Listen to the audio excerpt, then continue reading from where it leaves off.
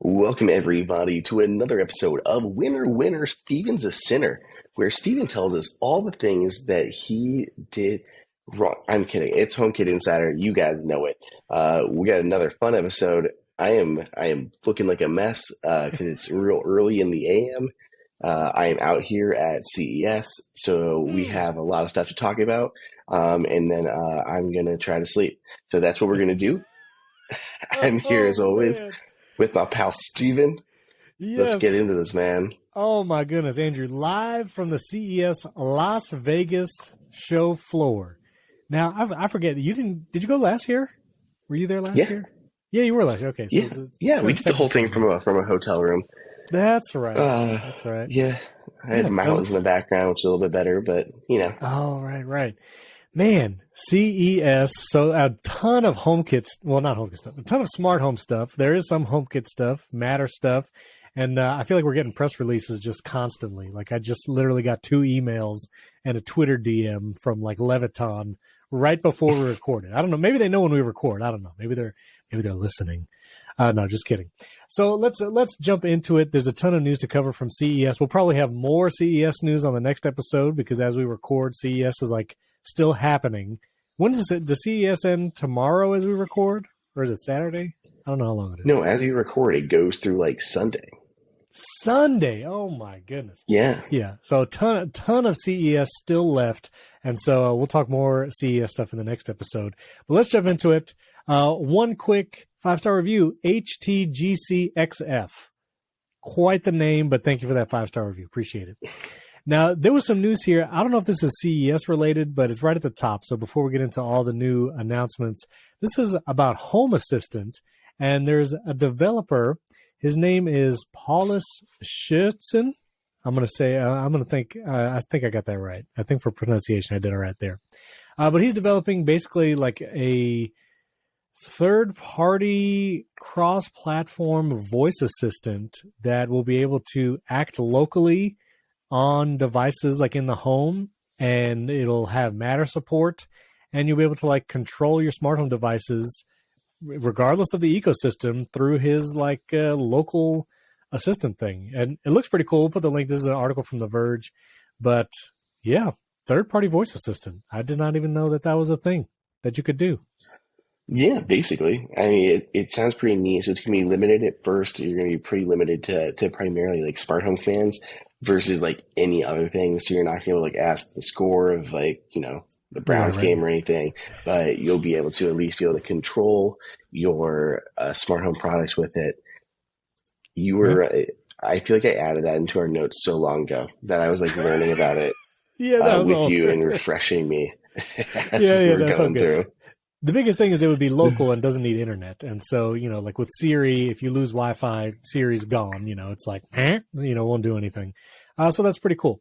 Now, let's jump into product announcements. Is Aqara there at CES? They gave us a press release, but are they there? I don't know, because the show floor technically hasn't opened by the time that we're recording this. So it's only been like pre-CES press events at this point. Okay. So if maybe they're here. I'll find them today. Okay. Well, they have a bunch of announcements. They actually have a YouTube video going through all of the products that they announced. I'll put that link to the video in the show notes. But they came out with a video doorbell, a presence sensor, smart lock, and an LED light strip. And the most exciting, the presence sensor is very cool. You know, we've talked about presence and occupancy sensors. This is, again, coming from Aqara. With Aqara's hubs, you can get these devices in your HomeKit setup. But the video doorbell, this is the Video Doorbell G4, sleek-looking lock. Again, I'm curious, you know, when it will come to the U.S. because, you know, sometimes Aqara stuff takes a while or maybe not. But this video doorbell, pretty nice looking. They said in the video that it's HomeKit Secure video. And now typically Aqara stuff works with the hub. So I'm curious how that will work. But in the video, he says it. He says HomeKit Secure video. And if that's the case, it'd be really nice to have another option for HSV. So that's pretty cool. And all the other stuff, again, you know, smart lock, presence sensor, LED strip, all fun stuff too. But that doorbell camera, I'll be eyeing that Aqara. That looks pretty cool. Nice. So, yeah. And so let me know. Try and you find just them on the floor. skip over the one small thing with them that we had touched on last week, and they gave us a statement here, but basically they're having to delay the OTA firmware update for the Hub M2 to support Matter. So the latest estimate is to begin rolling out the update for general users in January of 2023. So it's supposed to be coming out in December for most users, and now it sounds like they're just pushing it a little bit. So I know we talked about some updates becoming like available. So I don't know if they started and then they like hit the brakes and kind of had to pause, but they did confirm that they are pausing or holding back that update until the early part of this year. Okay. All right. Very cool. I'll be honest, with the whole like home architecture upgrade debacle, I'm not upgrading any of my stuff. Like I'm not doing any Matter updates. I don't want nothing updating. I don't want no firmware updates. I just want everything to work consistently for a whole week before I consider any updates. And I know the Matter updates shouldn't matter as much as the whole HomeKit architecture thing, but I've had to reset my light switches again since the last time we recorded. But I'm not going to complain about it, Andrew. I know I'm not going to do it, although I just did. But anyway, let's move on to CES, the big show. Tons of stuff from all these different companies. We'll try to go one by one, but still go pretty quickly because, man, it's a lot of news. First thing, I thought this was interesting. The MagSafe standard, well, MagSafe is going to be a wireless charging standard. Apparently for Qi 2, QI2, Qi being the wireless charging standard for the last number of years, it is apparently going to adopt MagSafe technology as part of the standard, and other phone manufacturers will be able to take advantage of the MagSafe charging, which allows for slightly faster charging, like 15 watts, as opposed to the normal Qi charging, which could be like 5 or 7 watts. So faster charging, if it's, companies make the MagSafe style circle, should be more secure. Be curious if phone manufacturers also start building in like that circle with the little alignment magnets in new phones as this MagSafe standard rolls out. So, as iPhone users, this is great for us because maybe more Qi chargers will be MagSafe first, MagSafe standard. So, did you see anything about that there at the trade show? Yeah, I've been talking to manufacturers about this, and everyone is like cautiously optimistic, I feel like. So with MagSafe, like you said, you have to go through Apple certification process, and you have to get Apple's licenses and pay a substantial amount of money to get part of the like made for MagSafe program and get 15 watts of wireless charging, all of that stuff. So what a lot of manufacturers started to do was they would just build a standard Qi charger and they would add a ring of magnets around, giving you 7.5 watts of power. But when you did that, you couldn't be Qi certified because putting in the magnets close to the Qi charging coils would break their rules. So anyone who did that could not be Qi certified. And that's even what they kind of alluded to in the press release for Qi 2, acknowledging that people were getting confused on like what's certified, what's not certified, what are the rules, stuff like that. So yeah, I'm kind of surprised, honestly, to this point that Samsung had not put magnets in its devices. They seem to clone a lot of Apple's tech, and they could literally just put a ring of magnets on the backs of their phones and claim support with all of MagSafe and launch their own line of magnetic, Qi devices. And they didn't do it. But now that it's actually part of Qi 2, I think it's going to become more popular. We should see this with first products hitting shelves with Qi 2 in Q3 of this year, in the fall of this year. So it'll be really interesting. Maybe that's something to do with an iPhone 15 launch, like timing wise. Just saying. But yeah, it'll be interesting. I think this will be a big deal. Interesting. Okay, very cool. And speaking of MagSafe and wireless charging, iOttie Velox Elite. This is apparently, you saw this at CES. And this is a MagSafe car charger. I was trying to share my screen, but I guess that's not working, so I'm going to stop that. Anyway, it looks like a MagSafe car charger, but it has an active cooling system to prevent overheating. And because of that cooling, iOttie says it can charge 20% faster because it keeps the temperature down, which now I live in Florida, and I got that Belkin MagSafe charger for the car, which I really like. And because my air conditioner is constantly running, I basically have this. It's just the car blowing cold air on the phone rather than the charger. But those of you who have to run heat, like if you're in the Midwest or up north, like a listener from Montana actually wrote in this past week. So if you are Billy from Montana, you might want this. The active cooling on the MagSafe thing. I think this is kind of hilarious, but okay, cool. Are you kidding me? I think this is one of the most necessary things. And I still don't know how you don't overheat your thing in Florida. But I mean, I guess with a vent mount, you do have like the cold air circulating, but people hate vent mounts. Like when the Belkin one came out, everyone's first thing was, I hate that it's a vent mount. Give me another dash Suction mount, cup whatever.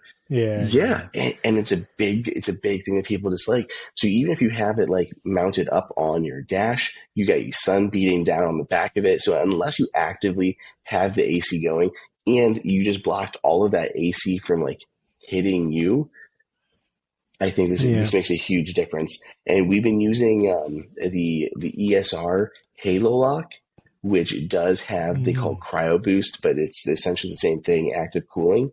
And it makes a big difference just because of the fact that your phone will not overheat.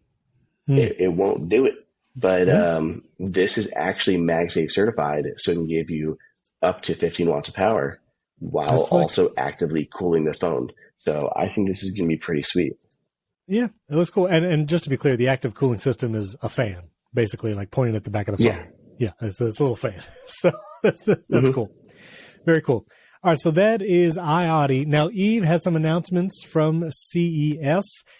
Basically, Matter updates. More will be coming for Q1 for things like the Eve door and window sensor, Motion Eve Energy, and you'll be able to up those things through Matter, the firmware updates through the app. But they also have some new products, and you're going to have to help me understand this because they have a Motion Blinds upgrade kit that will launch March 28th. And also, there's going to be, it's an existing upgrade kit for existing roller blinds, which I have. I have the Eve Motion blinds, and a new motorized option for both honeycomb and Venetian blinds. So what exactly is the upgrade? Like if I have the Eve Motion blinds, like I have it here in the studio, what does this upgrade kit do exactly? So it's not an upgrade kit for the Motion blinds. It's an upgrade kit if you have existing dumb roller blinds. Oh, so you just have some normal roller blinds at home. You just literally just take this thing and you stick it in there in the middle, and now you have HomeKit enabled, Thread enabled, soon Matter enabled Motion blinds. Oh, okay, pretty slick. That's fun. Yeah, I got to see a demo of that at PepCom. And they've got like these special little wings at the end that like expand to fill any size kind of roller blinds that you may have. And it really just slides in and boom, you're good to go. So that's going to be really awesome because there is not a lot of tech that upgrades existing stuff. So if you already have some really nice roller blinds, now they can work with HomeKit, soon Matter. I think that's going to be awesome. Then, like you mentioned, there's new options to order honeycomb style shades, which are really nice. That's cool. Or the Venetian ones that you can even control, like, the tilt on the Venetian, all that kind of stuff. So, yeah, a few new options from Eve. All right, very cool. The Eve Motion Blind it's one of my favorite things. It's very, very cool. Very cool. Now, this one's not HomeKit, but it's super interesting. Trova, Trova. It is a home personal safe, but it's a smart safe. Not inexpensive. This thing is like $550. Shipping this month, January 15th, supposedly. It has like USB-C ports inside to charge devices for inside the safe. You can open the safe with NFC. I assume like with some app, like a Trova app, you can open it with NFC. And you can even open it remotely or remotely unlock it at least. And so if you need someone to get into the safe in your home, you can unlock it. I kind of love this idea of a smart safe, and I'm down for it. The pictures in our article, again, links to everything in the show notes, it does seem a little like small. And so is this for, like what is this for? Like, what is this little safe supposed to be holding? Like just a phone? Like a couple phones? What is it? No, so this is a home safe. So Trova has a few different products. There's like the Go and like the Go Plus, I think, that are meant to kind of go with you, and they look very very innocent, very don't really look like much, and they kind of go under the radar a lot of times. So this one's meant to be more like in the home, so just like in your bedroom or something like that. So store normal things like jewelry, if you have like medication, if you are in a state that allows it, or you have like medical anything that you would want to just keep away from kids or something like that. It even has like a silicone ring around the outside to seal it on the inside, so like smells aren't coming out of this. So just anything that you want to be able to lock away. Like you said, it isn't like massive by any means, but anything that you want some discretion, you want to be able to kind of keep locked up a little bit. I think it looks really, really nice. I've seen these in person for a couple of years now, and now they're actually being available for sale, which I think is awesome. I have one of the smaller Go ones, so to see them finally shipping the big one is really good news. They also have in the mini one, Steven, this is unrelated to the big one, but they have this, they call it like the sidecar, and it's their little pill holder. And he's like, this is so popular. They started selling these by themselves. And it's honestly what I bring with me all the time for just like my medicine when I head out to trips. And he's like, that's like one of our most popular things is just those little pill holders that they came up with. And this fits like perfectly into like their portable safes. And it's just so nice. I just bring it here instead of the normal pill bottle or something. That is pretty slick. I would like to. I just want a big version. I know it'd probably be like hyper expensive, but like it would nice at least something big enough to hold like documents. Because I was looking at the like the measurements of this, like it's not big enough to hold like a sheet of paper, which most documents like 8.5 by 11 or whatever.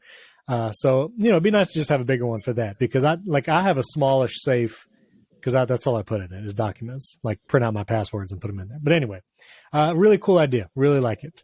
All right. Andrew's going to try and take a quick nap right here because I want to tell you about our wonderful sponsor. He's gearing up his energy for the rest of the show. But for our first episode of 2023, faithful sponsor Kolide is back. Our thanks to Kolide. And listen, the challenge with endpoint security has always been it's difficult to scale, and when remote work took over, that challenge got exponentially harder. Well, you need visibility in your fleet of devices in order to meet security goals, reduce service desk tickets. But how do you get that visibility when different parts of your company run Mac and Windows, Linux, and all that stuff? What you do is you get Kolide. Kolide is an endpoint security solution that gives IT teams a single dashboard for all devices, regardless of their operating system. And Kolide gives you real-time access to your fleet's data and can do things traditional mobile device managers can't. Instead of installing intrusive agents, which I've worked places where they install like agents on your laptop or on your Mac, super annoying. You can never quit them. Like, you don't want that. And you don't want devices locked down so employees get frustrated. Kolide takes a user-focused approach that communicates security recommendations to your employees directly on Slack, which is really cool. You can answer every question you have to about your fleet without intruding on your workforce. So visit kolide.com/HomeKit to find out how. And when you go to that link, they've been doing this all year. They'll hook you up with a free goodie bag just for activating a free trial. It's an awesome deal. That's KOLIDE.com/HomeKit, Kolide.com/HomeKit. Our thanks to Kolide for sponsoring us in the new year, being the first one. Now, I've been watching this part of CES very closely because Govee was typically like when you search on Amazon for anything light related, anything LED strip related, Govee was like, hey, look at me. Like, hey, you want to buy me? Like every sponsored ad at the top of the Amazon search results were Govee lights. And I always dismissed it because I'm like, this sounds like whatever. But now Govee is like coming in hot, as they say, because they are coming out with new light strips, new ways of syncing lights to the TV, taking on like the Hue Sync stuff. And this stuff actually looks like pretty good. And I'm actually impressed with what they got going on. So what have you heard or seen from Govee from CES Las Vegas, Andrew? Yeah, so for HomeKit, Apple users specifically, Govee has announced that they had received their Matter certification on the M1 2-meter light strip. So very cool news, because Govee, of course, has not been HomeKit compatible. So now they actually have Matter certification. Their stuff's going to actually show directly in the Home app. So in terms of things that are not natively HomeKit, but still pretty cool on the smart realm space, is they have a new AI sync box. So this thing will go underneath your monitor. There's 3 HDMI inputs, 1 HDMI output, supports 4K, supports 1K at up to 240 hertz, which is pretty great to get such a high refresh rate on a sync box. Supports Dolby Vision, CEC pass-through for controls. But the part that makes this unique in terms of being like a light sync box is that they use AI. So if you're playing a game, this is really like a big part of this is for gaming. They've gone through a bunch of games and used like machine learning to pinpoint events in a game and then use the lights to react to that. So like say you're playing, I don't know what games they have that they're promising to work with it. Say you're in like League of Legends or something and you make a kill, there can be like a flash of lights around your display. Like it'll recognize that as an event and then show a lighting effect to match. So it'll sync your lights the whole time, blah, blah, blah. And then something happens and then they can react to it. So it's pretty cool. That is very cool. And they also have this huge light strip, the M1, and you get the AI powered sync box. How long is this light strip? Because I know it mentions that there's like 2 meters, I believe. 2 meters. 2 meters. Okay. At least the one that they were saying is their Matter certified one. They said it was the M1 2 meter. Gotcha. And again, here is the I'm doing kind of a screen share, but here is their sync box with all the gaming, 240 hertz as well, which is, well, depending on what resolution, like 1K at 240, but 4K at 60 hertz. Like that's a big deal. That's, especially for gamers. So that is really cool. I mean, Govee coming at it, and there's Samsung is also taking another play, but they're working with you. But anyway, kudos to Govee. You got good stuff coming out. Very cool. Now you have Twinkly here in the notes. I looked around. I couldn't find what exactly Twinkly been doing. So what's the CES Twinkly news?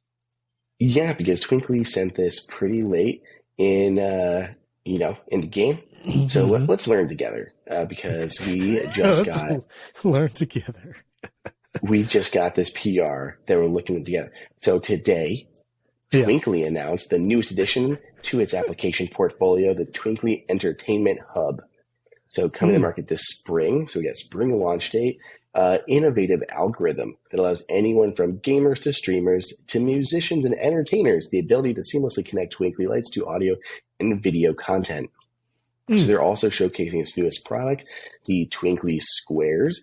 Those are the ones you can put into a big thing, and they always show with like the Van Gogh Starry Night as like their example of using the Twinkly Squares. But they have all their other ones. So yeah, it sounds like we have some new tech. Entertainment Hub desktop application, whole new level, makes things more immersive, audio synchronization, screen mirroring, real-time control. Okay, fancy. So it sounds like kind of their version of a software sync box that you can connect to all of your lights. That's pretty neat. Very cool. Twinkly stuff. I'm thinking for next year for the holiday season. I want to be looking at that Twinkly stuff. It was too late in the game. It wouldn't have arrived on time, but next time. Nanoleaf now has some interesting announcements as well.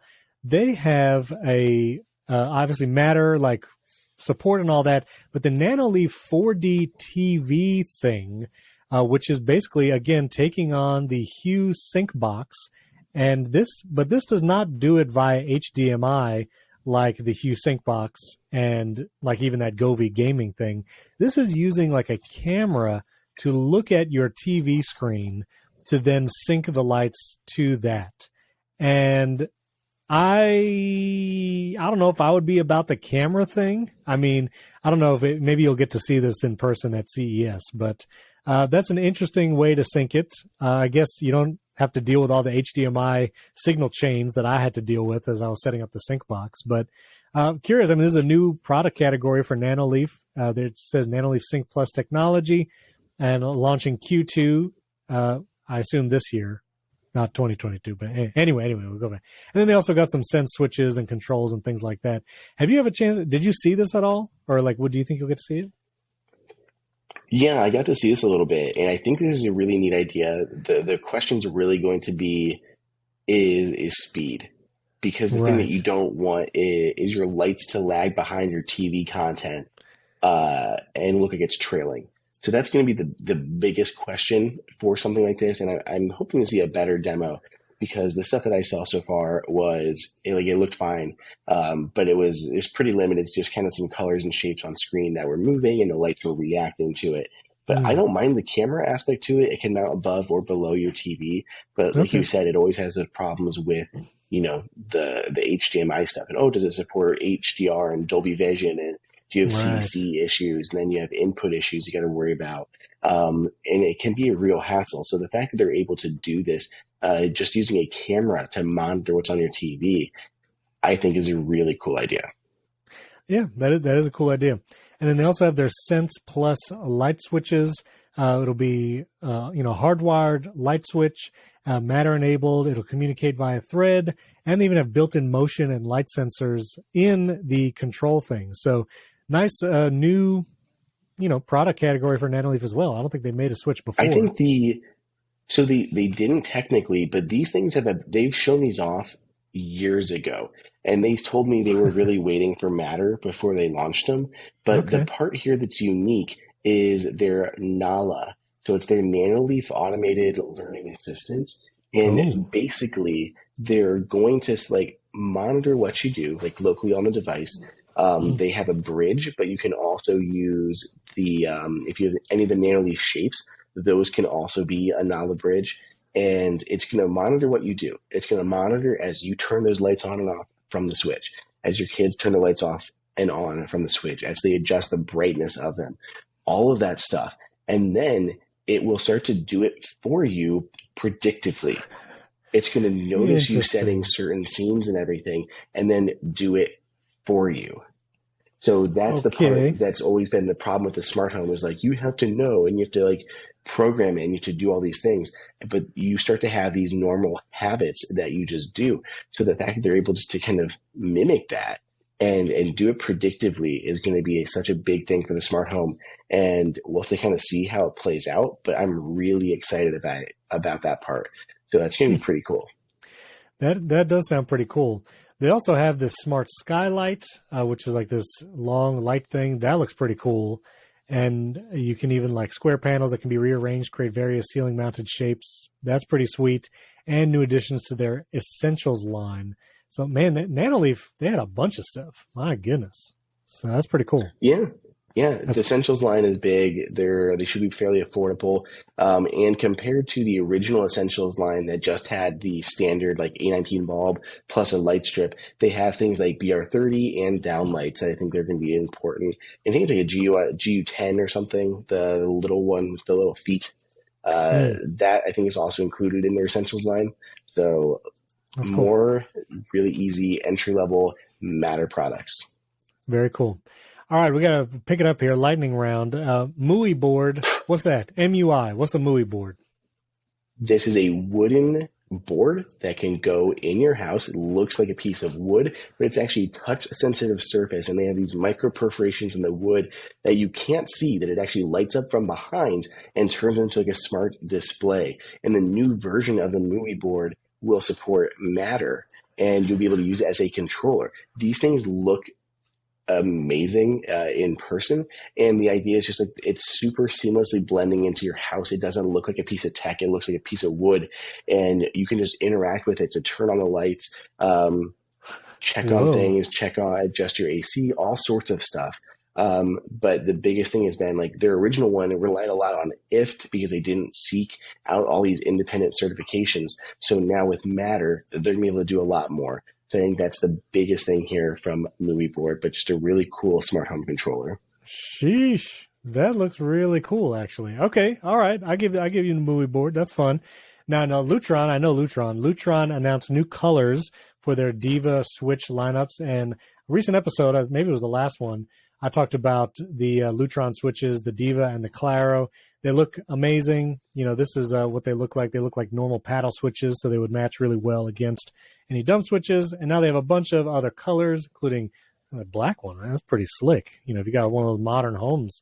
But they got a black, brown, white, all of that. And they have a new Claro switch and really to add wired 3-way or multi-location control. Yep. So very cool. Yeah, love the new Lutron switches. 2 thumbs up. If 6 new colors. Yeah. If they're giving any away, Andrew, just pick some up for me, okay?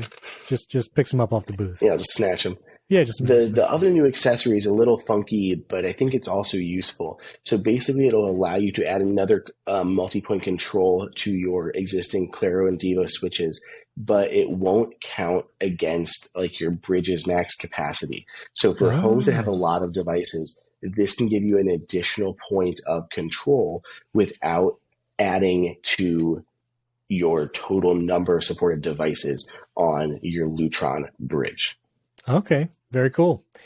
Next, the GE Sync line. They also make a bunch of it looks like shapes and stuff, but they have some new products going on. It looks like Matter support, so these would actually be able to work in your HomeKit Home as well, if you'd like to get it. But yeah, you see any of this GE Sync stuff over there?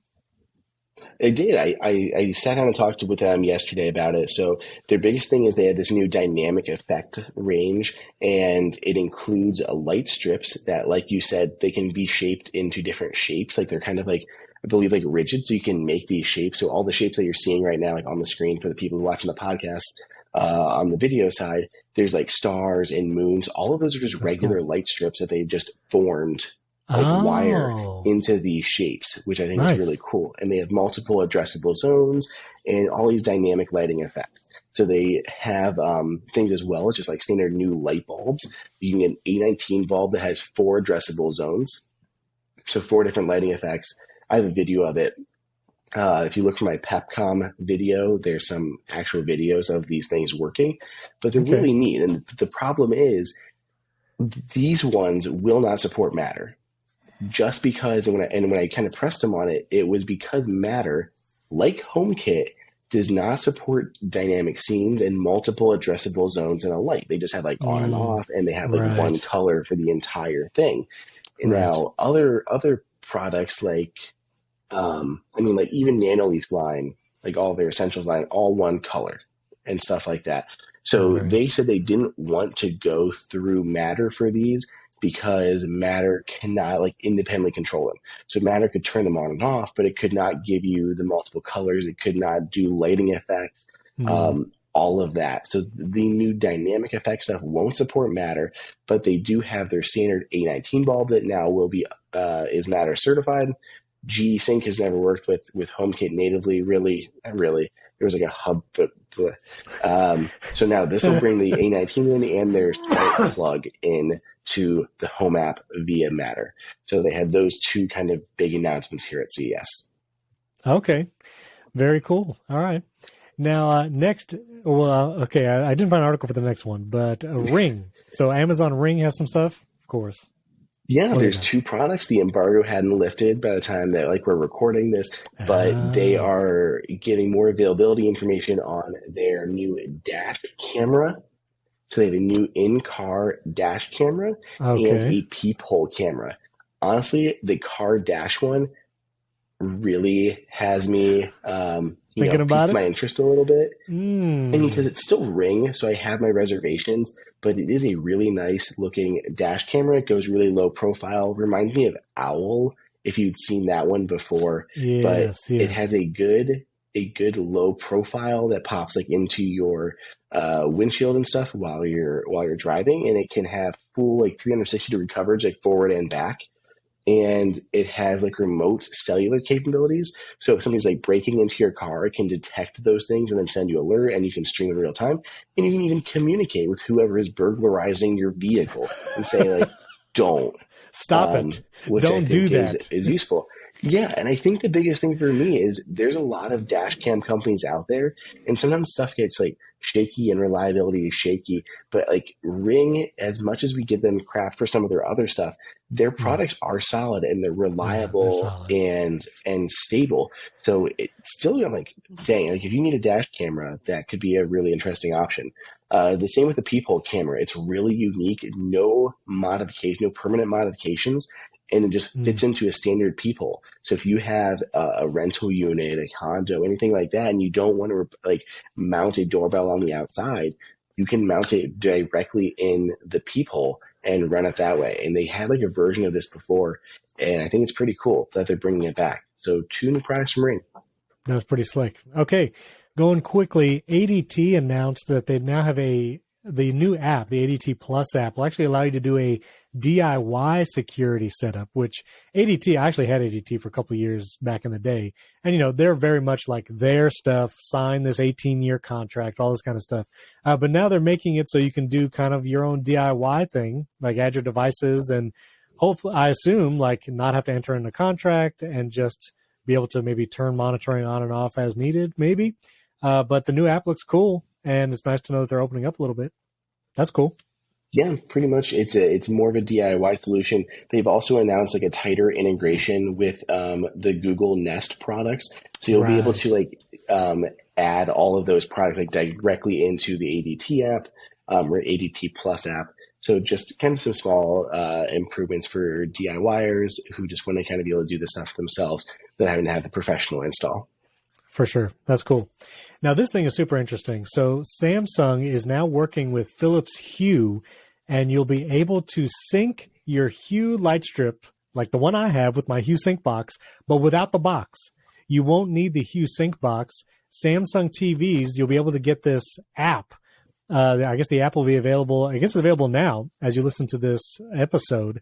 But the Samsung TV itself will communicate with Philips Hue, the hub, and you'll be able to sync it. Now, the app looks to be $130, which is cheaper than the Hue Sync box at $250, but also like I feel like people are going to be hard pressed to buy an app for $130.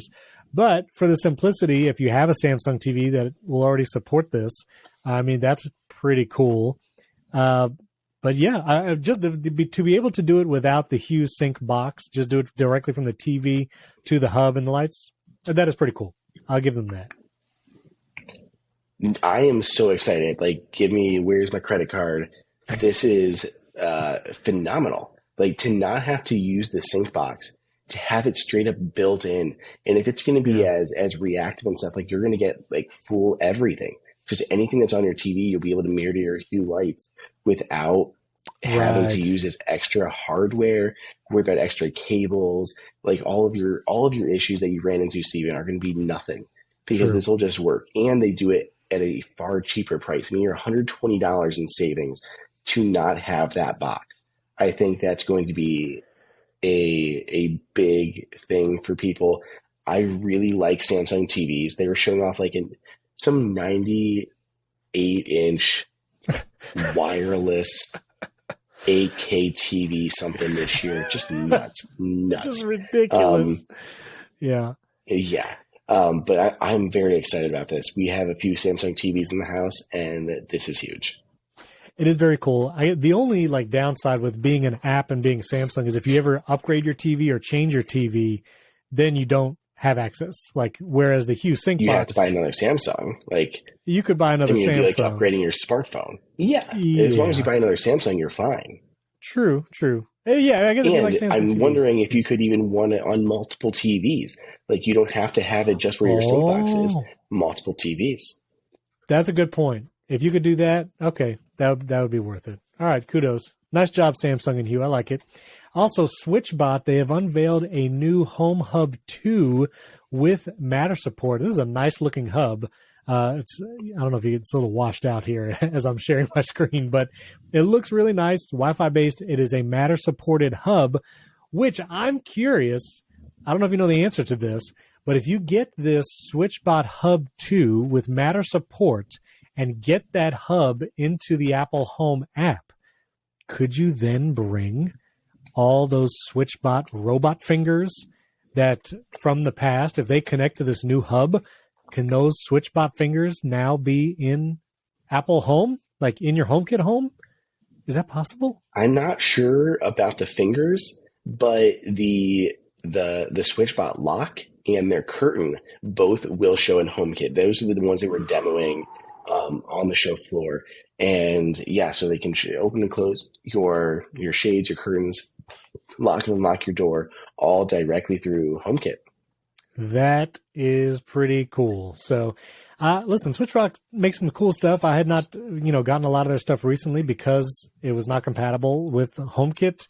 Or they had I do have the plug, the SwitchBot plug, which is their first HomeKit product. But this hub looks super interesting. I'm curious about it. Next, Securam. I don't know, I'm not sure how you say it, but Securam. They've launched some smart light and smart dimmer switches. These are just like pretty much almost everything that seems to be announced at CES this year, I think is Matter certified. And so you could, again, have these as an option in your HomeKit home, smart light switch and smart dimmer switch. They look cool. That's nice. Yeah. There you go. And did you get to see these at all or no? Not really. Nope, not yet. Okay, just kidding. Very good. Well, those are cool. We'll cover those. Maybe we'll get our hands on them in the near future. So now, final three things before we go real quick. Leviton sent out they Twitter DM me a link right before we recorded, and they announced that they're bringing Matter support to their like Decora 2 lineup. So Decora Smart Wi-Fi will get Matter support. It's coming soon. All these second-gen switches. So second-gen switches will have Matter support, and I mean, they were already HomeKit. So like I have these switches. They work in HomeKit. It's great. Matter support is not going to do anything for me personally, but hey, more Matter stuff. So if you want something like the Moe board and you want to be able to control your lights, it will do something. If you want any Matter controllers, that's what you need.